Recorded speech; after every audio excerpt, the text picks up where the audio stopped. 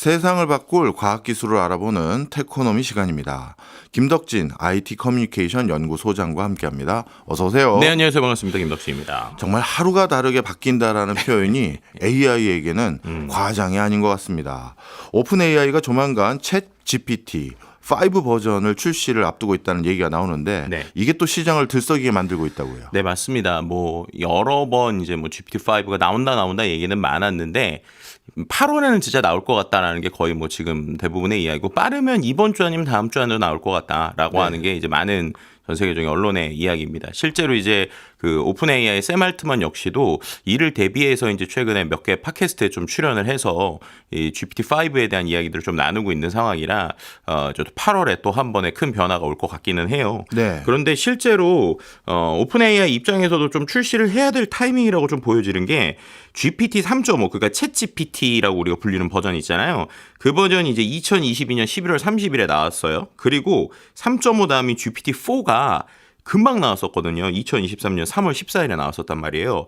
근데 그리고 나서 뭐 4.5, 4.1, 4.5 이렇게 나왔지만 앞에 숫자가 바뀌는 데까지는 지금 시간이 꽤 걸리고 있는 상황이고 이번에 나오면 2년 5개월 만에 업데이트, 메이저 업데이트니까 많은 사람들이 좀 이제 기대하고 있는 상황이다. 이렇게 좀 말씀드릴 수 있을 것 같습니다. 네, 나름대로 출시를 한두 번 지연했던 걸로도 기억이 나는데 네. 그만큼 기대가 큽니다. GPT-5 기존 버전과 어떤 부분이 다른 걸로 예상하세요? 가장 큰 거는 지금까지 있었던 모든 GPT의 기능을 하나로 통합할 것이다라는 예측들이 많이 나오고 있어요. 좀 헷갈렸어요. 맞아요. 지금 챗GPT 들어가시면 정말 뭐가 많아요. 네, GPT-4, 뭐 O3, O4 미니부터 해서 이런 거 고르는 것도 있고 또 지난번에 한번 얘기했는데 에이전트도 새로 나왔고 예. 또 이번에 또 스터디 모드라고 그래가지고 이제 그 어떻게 보면은 이제 AI가 바로 답을 주는 게 아니라 공부할 때 이렇게 질문을 유도하는 방식의 이런 것들도 또 업데이트가 됐거든요. 근데 이런 게 너무 많다 보니까 이제 사용자 입장에서는 뭘 골라야 되지? 맞아요. 어떻게 해야 될지 막 모르잖아요. 그래서 지금 GPT-5로 올 때는 이 모든 모델이 이제 통합되어 있는 출연형이 나올 것이다라고 하는 이야기들이 거의 뭐 지배적입니다. 그럼 이게 이제 어떤 식이냐? 지금 이미 그 우리가 알고 있는 엔트로픽의 클로드에는 이게 어느 정도 적용이 돼 있는데 질문을 사람이 하면 이 질문은 AI가 그냥 바로 대답을 하면 좋겠다. 라고 하면 이제 기능적으로 보면 GPT-4, 5 같은 게 이제 동작을 하는 거겠죠. 근데 이 질문은 좀 AI가 생각을 좀 해야겠다라고 하면 일종의 추론형 모델이 자동으로 돌아가는 이런 형태로 그러니까 사람이 질문을 했을 때 그 질문의 맥락에 따라서 AI가 알아서 이제 골라주는 이런 형태들의 구조가 될 것이라고 얘기가 나오고 있고 이게 이른바 최근에 이야기하는 에이전트 형태가 조금 더 진화되는 형태로 되는 것이 아니냐라고 하는 이야기도 나오고 있습니다. 이제 그뿐만이 아니라 아무래도 이제 기본적으로 기억할 수 있는 양도 이제 좀 커져야 되니까 지금 한 번에 어려운 코딩 문제에 대해서 한 85% 정도의 정확도를 기록하고 있는 문제 해결 능력이 있다. 뭐 이런 식의 지금 소셜미디어에 정보가 나오고 있고 그다음에 텍스트, 이미지, 오디오, 비디오를 통합적으로 처리하는 멀티모달 능력인데 한 번에 한 20만 토큰 정도에 달하는 방대한 컨텍스트 창. 그러니까는 이게 토큰이 뭐 여러 우리가 나눌 수 있지만 그냥 단어로 생각하면 제일 비유가 쉬우니까 한 번에 20만 단어면은 이 어마어마한 양이잖아요. 네. 그만큼을 기억할 수 있는 컨텍스트 윈도우까지 제공할 예정이다. 뭐 이런 얘기들이 나오고 있는 상황이죠.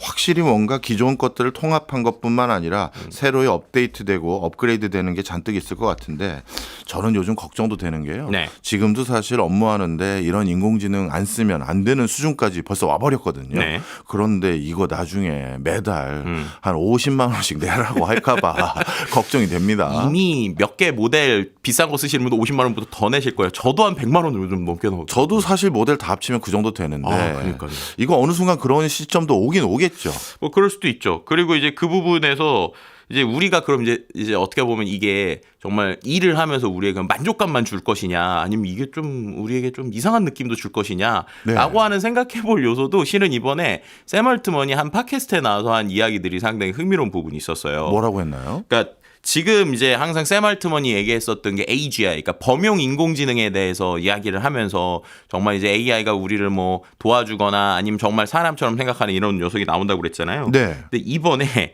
본인이 GPT-5를 어쨌든 본인은 테스트를 하고 있을 거잖아요. 예. 테스트를 하면서 얘기를 하는 게 내가 AI 계속 쓰다 보니까 내가 인간이지만 인간이 AI에 비해서 상대적으로 무기력함을 느꼈다. 내가 쓸모가 없어지는 것 같다. useless라는 표현을 썼어요. 예. 이게 뭐냐면 본인이 GPT-5를 계속 테스트를 하고 있는 상황에서 이메일을 하나를 받았는데 그 이메일 자체가 좀 복잡하게 돼 있어서 답변을 해야 되는데 본인이 어떻게 답변을 해야 될지 잘 모르겠었다는 거예요. 그래서 이 이메일 자체를 이해하는데도 좀 어려웠고 답변을 어떻게 해야 되는지 고민이 됐는데 그냥 GPT-5에게 그걸 던져봤다고 합니다. 네. 그랬더니 GPT-5가 그 모델에 대해서 이 내용이 이거라고 정확하게 이해를 한 다음에 답변을 완벽하게 했다는 거예요. 그러고 나서 자기는 그냥 의자에 앉아서 이게 이런 순간이구나 라고 이제 본인이 표현을 했다고 합니다. 네. 그러니까 거기서 말하는 이게 이런 순간이라고 하는 게 이제 항상 본인이 얘기하는 이제 진짜 AGI가 왔구나라는 거랑 그리고 다른 사람들이 이렇게 AI를 쓸 때 일종의 좀 뭐 무기력함 아니면 이런 것들을 느꼈어 그 타이밍이 오는 것 같다 뭐 이런 얘기를 하고 있는 거라 뭐 이런 이야기들 자체가 GPT-5에 대한 뭐 기대감이나 아니면 고민이나 여러 가지 것들을 생각하게 하는 상황이죠. 제가 아까 금액 여쭤봤던 이유가 바로 그런 비슷한 맥락이었는데요. 네. 사실 사람이 하는 일은 뭔가 이게 똑부러지는 결과물이 항상 나오는 건 아니지 않습니까? 예를 들어서 누군가가 메일에 장문에 그것도 메일을 보내면 네. 도대체 어떨 때는 이게 무슨 의도로 썼는지 저도 이해가 안 될 때가 있어요. 네. 그럼 예전에는 제가 스스로 적극성을 발휘해서 그걸 꼼꼼히 읽으려고 애를 썼는데 이제는 그냥 다시 돌려버리거든요. 네. 챗 GPT나 뭐 누구한테 그냥 인공지능에게 벌써 누구라고 얘기하네요.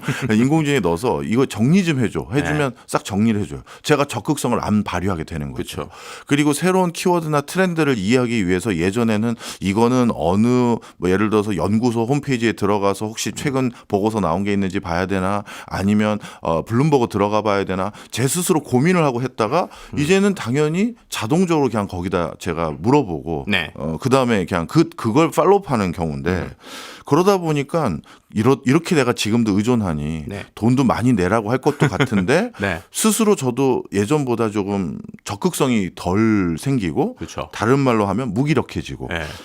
이제는 두렵기도 합니다. 그렇죠. 그 말씀해주신 거에서 일단은 이제 실제 나와봐야지는 알겠지만 지금 샘 알트먼의 이야기 중에 하나 또 충격적인 거는 워낙 요즘 경쟁이 심해서 그런지 몰라도 무료 사용자한테도 이 GPT-5를 어느 정도 쓸 수 있게 다 열어주겠다라고 얘기를 하고 있어요. 예. 그러니까 분명히 횟수의 차이는 있겠지만 말씀하신 대로 그냥 누구에게나 접근성을 더 높여서 약간 이건 비즈니스적일 수도 있는데 AI에 더 의존하게 만들어서 더 비싼 거 팔려는 거 아니냐라는 생각을 해볼 수도 있을 것 같고요. 예. 말씀해주신 대로 이게 무기력함을 넘어서서 두려움을 느낄 수 있다라는 것도 공감을 할 수 있는 게 또 이 팟캐스트에서 이제 저는 솔직히 말하면 샘 알트먼의 이 의도가 약간은 조금 고민이 되는 부분이 있는데 어쨌든 샘 알트먼이 얘기하는 걸 그대로 좀 말씀을 드리면 예. 본인이 GPT-5를 만들고 GPT-5를 테스트하면서 일종의 맨하튼 프로젝트에서 느꼈었던 그 사람들의 느낌 같은 걸 자기가 느꼈다는 거예요. 그러니까 맨하튼 프로젝트가 핵무기 개발하는 거잖아요. 예. 그래서 본인이 우리가 무슨 짓을 한 거지? 라고 생각을 했다라고 이제 밝혔다고 하는 겁니다. 그러니까 본인이 GPT-5를 만들면서 이제 본인이 만든 게 이거 자칫 잘못하면은 인류 파멸할 수 있게 할 수 있겠다라는 생각을 하고 있었다는 거고요. 그러면서 또 무슨 얘기를 했냐면 AI 거버넌스에 대한 공백 상태를 본인이 비판을 하면서 이쪽 신에 어른이 없다. 그러니까 이런 것들에 대해서 뭐 기술에 대한 경고를 하거나 기본적으로 이런 부분에 있어서 좀 법적인 부분들을 좀 막아줘야 되는데 그런 부분이 없다라고 GPT-5를 만들고 있는 사람이 얘기를 하고 있다라는 거고요. 예. 또 한 가지 이제 이번에 또 얘기 나왔던 것 중에 하나가 우리가 생각보다 챗GPT를 갖고 사적인 대화를 되게 많이 하고 어떤 분들은 요즘에 여기 뭐 사주도 보고 개인정보도 다 넣고 그러잖아요. 예. 그런데 이런 부분에 있어서 법적 보호 장치가 전무하다. 법적 보호 장치가 없다라는 얘기를 본인이 하고 있어요. 예. 그러면서 오히려 지금 이미 사람들이 자신의 삶에서 가장 개인적인 이야기를 챗GPT에 털어놓는데 이런 부분에 있어서 법적 해결책도 없고 그리고 내가 불안하기도 하고 통제할 수 있는 부분들이 없어서 이런 부분에 있어서 좀 규제 및 사회적 대비가 충분히 따라오지 못한다. 그런 부분에 있어서 좀 필요하다라는 얘기를 지금 이 GPT-5를 만들고 있는 샘 알트먼이 하고 있는 겁니다. 네. 정작 가장 앞서서 가고 있는 회사의 CEO도 우려를 표명하고 있는 상황이긴 한데 네. 그런데 이렇게 AI가 급격하게 발달하고 있는 과정에서 그 중심에 점점 오픈 AI가 놓여져 있을지도 의구심이 드는 게 최근 가장 주축이 된 연구자들이 다 떠났다는 소리를 들었는데 네. 과연 앞으로 계속 제대로 된 뭔가 개발된 서비스가 계속해서 나올 수 있을지 그것도 네. 우려가 있습니다. 실제로 이제 해외 언론 중에 특히나 뭐 디인포메이션이나 이런 데들을 좀 보게 되면은 실제로 GPT-5의 개발에 대한 어려움을 좀 르포 형태로 좀 이제 기사화한 것들이 있어요. 그 내용들 중에 좀 몇 가지가 지금 말씀하신 대로 핵심 연구진이 갑자기 많이 이직을 했는데 정말로 원하는 퀄리티가 나올 것이냐라는 것도 있고 실제 이제 연구자들하고 인터뷰를 좀 하는 것들이 상당히 흥미로운 부분이 있었는데 이 언어 모델 자체가 지금처럼 데이터를 계속 몰아넣어준다고 정말 더 이상 똑똑해질 수 있느냐라는 이야기들을 하고 있는 거예요. 왜냐하면 이미 오픈 AI가 GPT-5가 나오기 전에 GPT 4.5라는 걸 실은 잠깐 공개를 했었습니다. 써보신 분들은 아시겠지만 이게 4.5니까 그 전보다 훨씬 좋을 줄 알았거든요. 예. 근데 되게 느리고 그리고 생각보다 이게 답변, 그러니까 말의 어휘가 조금 더 풍부한 건 있지만 그전은 4.5 모델보다 성능이 안 좋은 부분이 많았고 그 부분을 오히려 샘 알트만도 좀 인정을 했어요. 그러다 보니까 4.5가 조금 나왔다가 약간 뒤쳐졌거든요. 그래서 한번 이런 상황인데 과연 이번에 5가 잘 나올 것이냐라는 이야기가 나왔고 근데 그게 왜 그런가에 있어서 상당히 흥미로운 또 얘기가 나온 게 뭐냐면요. 지금 GPT가 추론형 모델이 O3까지 가고 있는데 이 O3라는 녀석이 개념을 이해하는 방식이 인간하고 좀 다르다라고 했던 게 이제 나왔다는 거예요. 예. 인간의 의사소통하고. 예. 그러니까 무슨 말이냐. AI를 실제로 추론형 모델을 써보시면 얘가 생각하는 과정을 볼 수가 있거든요. 근데 생각하는 과정이 사람의 언어로 생각하는 게 아니라 때로는 막 갑자기 저도 리서치 같은 거 시켜보면 생각의 과정에 한국어가 나왔다가 막 러시아어가 나왔다가 영어가 나왔다가 그런 식으로 얘는 데이터에 있는 것들을 확률적으로 계속 찾다 보니까 예. 그런 구조로 해서 결국에는 결과물은 낸단 말이에요. 예. 그러니까 인간하고 분명히 일반적인 프로세스가 조금 다르다라고 하는 것들이 좀 나오고 있는 상황인데 네. 이거를 지금 통합적으로 해가지고 사람처럼 말하게 바꿔야 되는 거잖아요. 예. 그러니까 의사소통 방식이 다른 녀석을 인간의 챗봇 형태로 만들려고 하니까 여기서 자꾸 이 모델 자체가 훨씬 더 지금 인간의 생각하는 방식하고 다르게 복잡해졌는데 예. 그걸 단순하게 만들려니까 문제가 자꾸 생겼다는 거예요. 아. 그래서 오히려 데이터도 많이 넣고 했는데 때로는 되게 잘 얘기하는데 때로는 막 우리로 치면 중언부언한다고 할까요? 때로는 자꾸 이상한 형태의 이야기를 하니까 이런 어떻게 보면은 어느 정도의 적합성을 맞추면서 갈 수 있느냐에 대한 지금 내부적인 고민이 있다라고 하는 얘기들이 나왔던 상황이고요. 실은 방금도 말씀드렸던 팟캐스트가 이제 그 테오본이라고 하는 사람이 하는 아주 전 세계적으로 유명한 팟캐스트인데 원래 이 팟캐스트가 나오는 타이밍에 챗GPT-5가 나올 거라고 모든 사람들이 지금 이제 해외에서는 예측을 했는데 이제 이미 팟캐스트 나왔는데 아직 안 나왔잖아요. 그러니까 지금 예상보다도 또 한두 주 늦어지고 있는 상황이라 과연 이게 원하는 결과가 원하는 타이밍에 제대로 나올 것이냐라고 하는 우려는 지금 있는 상황입니다. 네, 하지만 그럼에도 불구하고 워낙 이 GPT-5라는 키워드가 갖는 의미가 크기 때문에 네. 분명히 이제 이번 주 다음 주에 사람들이 좀 기대하는 눈으로 정말 그들이 원하는 만큼 나올 것이냐라고 하는 것들을 보고 있는 거죠. 네. 오픈 AI의 행보가 워낙 많은 사람들에게 귀추를 주목하게 만드는 부분이 있어서 저도 검색을 하다 보니까 네. 범용, 검증기 네. 이런 얘기가 좀 가끔 나오더라고요. 네네네. 이건 뭔가요? 그러니까 이 범용 검증기라고 하는 거 쉽게 말하면 우리가 어떤 부분에서든 정확한 검증을 해줄 수 있는 AI라는 거예요. 네. 그러면은 우리 치면 이런 거죠. 어떤 질문을 했을 때 그 질문에 대해서 어떤 식으로 얘가 구조적으로 나눌 수 있느냐라는 것들인데요. 예시를 제가 한번 들어볼게요. 예를 들면 AI한테 양자 컴퓨팅의 원리를 설명하고 파이썬 코드로 간단한 양자 회로를 짜줘라고 이제 요청을 했다고 생각을 해보세요. 그러면 기존에 있었던 AI는 기존에 있던 데이터를 가지고 막 분석을 할 수도 있고 또 그 다음에 코딩을 해야 되니까 이 코드를 짜는 건 또 다른 애들이잖아요. 예. 근데 이거를 이제 어떤 식으로 하겠다고 얘기를 하는 거냐면 일단 이 문장을 이해를 해요. 예. 그래서 이 문장에서 앞에는 양자 컴퓨팅의 원리에 대한 거니까 그건 어떻게 할 수 있을까라고 두 가지를 찾는 거예요. 예. 하나는 인터넷에 있는 내용들을 먼저 찾거나 인터넷에서 있는 자료에서 검증이 가능한 건 거기서 찾아오고 그게 아니라 인터넷에 있는 건 안 되고 만약에 우리가 있는 내용을 갖고 마치 전문가가 추론을 해야 될 것 같다라고 하면 그 문장을 그 두 개의 결 중에 알아서 검증을 한다는 거예요. 그렇게 해가지고 일단 첫 번째로 해내고 예. 검증을 한 내용을 기반으로 해서 뒤쪽은 또 이제 코드를 짜야 되잖아요. 예. 코드를 짤 때는 또 코드를 짜는 AI 전문가 같은 아. 그걸 또 가져와가지고 코드를 짜는 그러니까 어떻게 보면은 이 문장이 어떤 게 들어오든지 간에 다양한 형태로 AI가 질문을 정확하게 파악하고 그 질문을 나눠서 때로는 이 부분에서는 검색이 필요하면 검색을 하고